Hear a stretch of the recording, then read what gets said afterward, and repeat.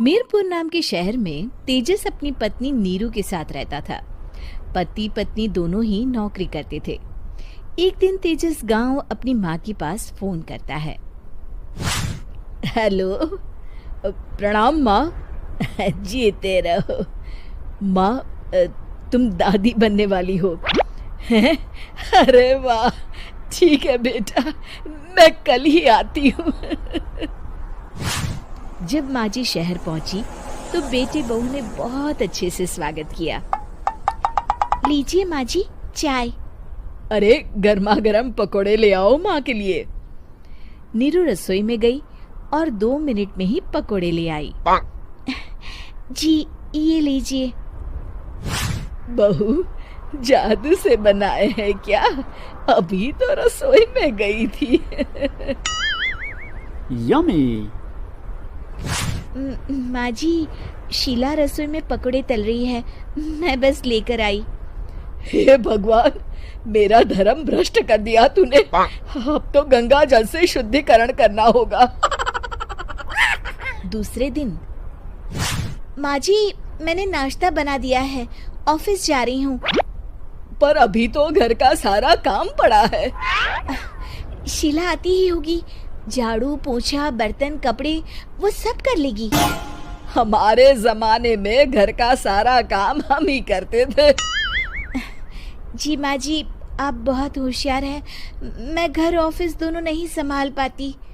तो जरूरत क्या है घर से बाहर जाकर चाकरी करने की? वैसे भी घर का काम खुद करने से घर में बरकत आती है, समझी? पर माँ जी। पर वर कुछ नहीं, इस महीने की पगार मिले फिर ऑफिस बंद है। हाँ।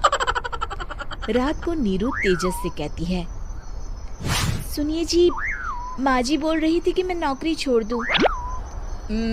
वैसे ठीक ही तो है, अभी तुम्हें आराम की जरूरत है।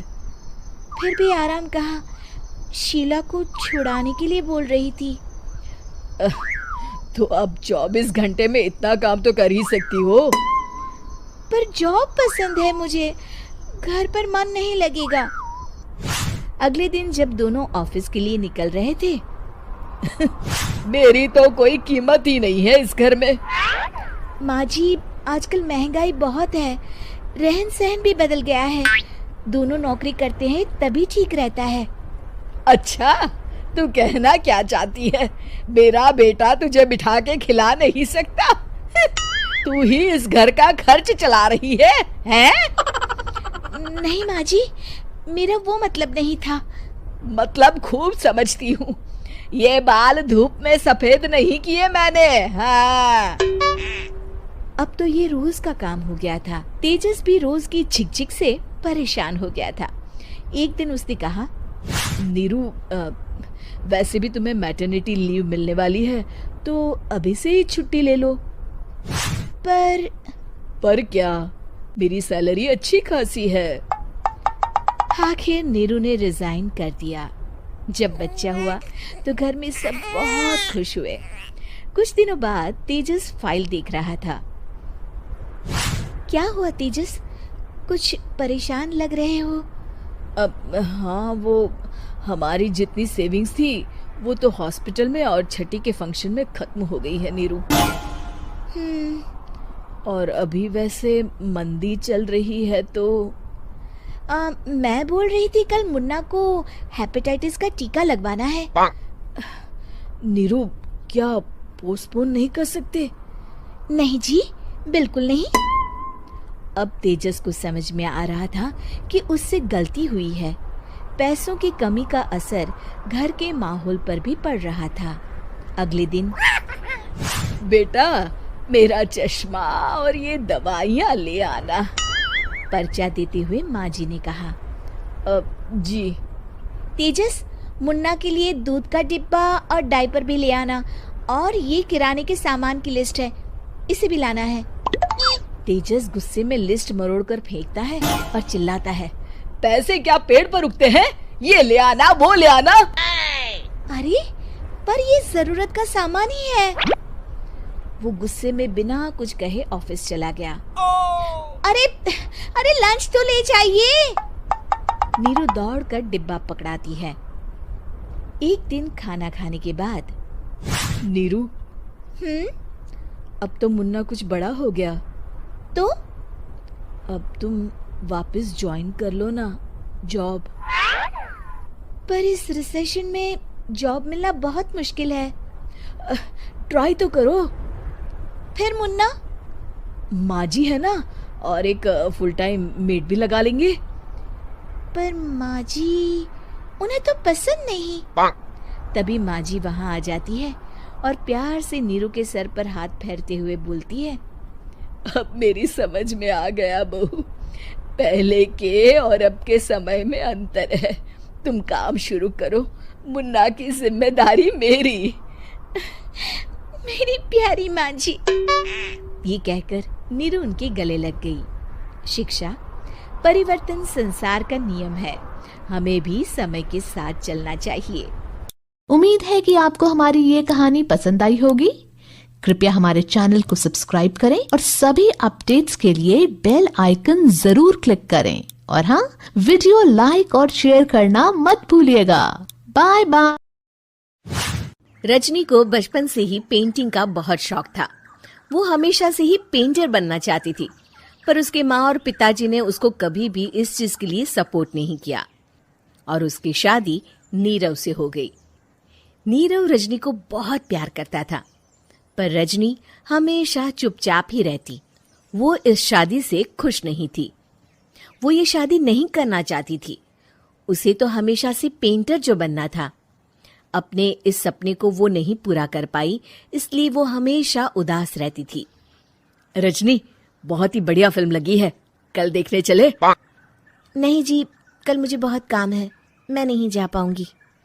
अच्छा तो कोई बात नहीं, संडे को चलते हैं। देखिए, मुझे फिल्म देखना पसंद नहीं है, आपको जाना है तो चले जाइए। नीरव को मना करके रजनी वहां से चली जाती है और अपने बैग को खोलकर उसमें बंद पड़े ब्रश और कलर्स को देखकर रोने लगती है। रजनी, चलो ना कहीं बाहर खाने चलते हैं, कुछ तुम्हारी पसंद का। जी मुझे नहीं जाना, मेरी तबीयत ठीक नहीं है। रजनी वहां से चली जाती है।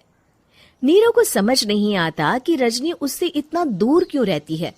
वो जब भी उसके साथ वक्त बिताना चाहता है, रजनी कोई ना कोई बहाना बना देती है। एक दिन घर पर कोई नहीं था। रजनी घर का सारा काम जल्दी से खत्म कर लेती है। घर पर अकेले होने के कारण वो सोचती है कि वो आज पेंटिंग करेगी। वो अपने कमरे में जाकर पेंट ब्रशेस और कलर्स निकालकर जैसे ही कलर मिक्स कर रही होती है कि दरवाजे पर बेल बज जाती है। अब कौन आ गया इस वक्त? इतनी मुश्किल से तो मुझे पेंट करने का मौका मिला है। रजनी दरवाजा खोलती है तो उसकी सास अपनी सहेलियों के साथ खड़ी होती है और सब घर के अंदर आ जाते हैं। अरे बहू, सबको शरबत बनाकर पिला दे, बाहर तो बड़ी गर्मी है। उफ। जी।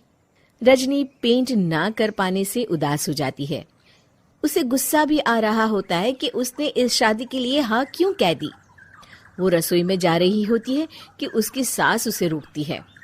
बहू, सबके खाने का भी इंतजाम कर लेना, आज का लंच तो ये सब यहीं करेगी। हाँ। रजनी बिना कुछ कहे रसोई में चली जाती है। सबके लिए खाना बनाती है। सब खाना खाते हैं और रजनी घड़ी देखती है कि ये सब कब जाएंगे ताकि वो अपनी पेंटिंग कर सके। जब शाम होती है तब सब चले जाते हैं अपने घर। अरे बहू, सब तेरे खाने की तो बहुत तारीफ कर रहे थे, सबको बहुत अच्छा लगा खाना। आपको मुझे सुबह बताना चाहिए था ना कि आपकी सहेलियां आ रही हैं।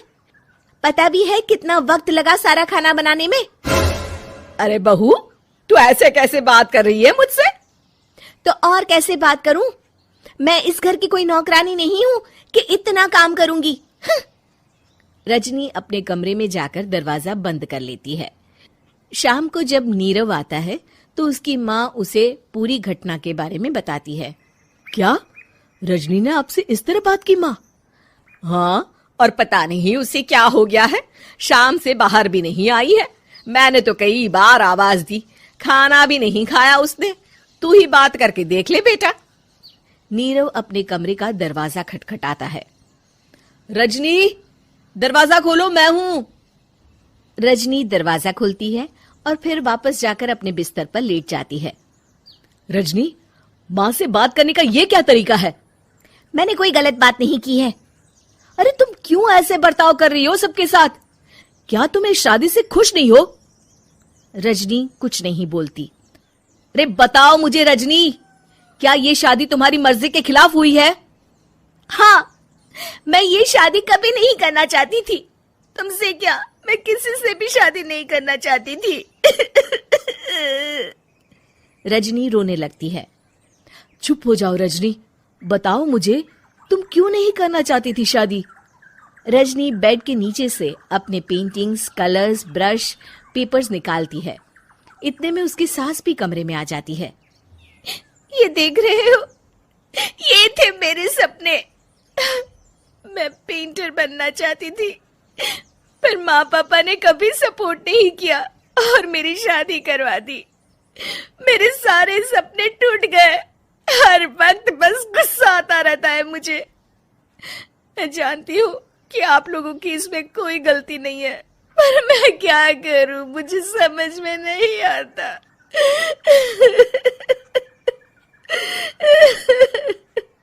रजनी फूट फूट कर रोने लगती है। मुझे माफ कर दीजिए, आप दोनों के साथ मैं बहुत बुरा बर्ताव कर रही हूँ। अरे रजनी बेटा, चुप हो जाओ तुम। नीरव पानी लेकर आता है। ये लो पानी पियो और शांत हो जाओ। रजनी पानी पीती है और उसकी सास पेंटिंग्स देख रही होती है।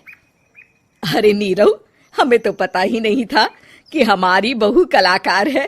अरे कितनी अच्छी पेंटिंग्स बनाई है, देखो तो। ये वाली तो मैं अपने कमरे में ले जाऊंगी। आपको ये पेंटिंग्स अच्छी लगी? अच्छी नहीं, बहुत अच्छी लगी। और तुमने हमें बताया क्यों नहीं? तुम जब चाहे पेंटिंग कर सकती हो रजनी। हम तुम्हारे सपनों को पूरा करने में तुम्हारा पूरा साथ देंगे। हाँ बेटा, हम कला की कद्र करते हैं। हम कलाकार तो नहीं, पर मुझे गर्व है कि मेरी बहू एक कलाकार है। रजनी, नीरव और सास तीनों हंस पड़ते।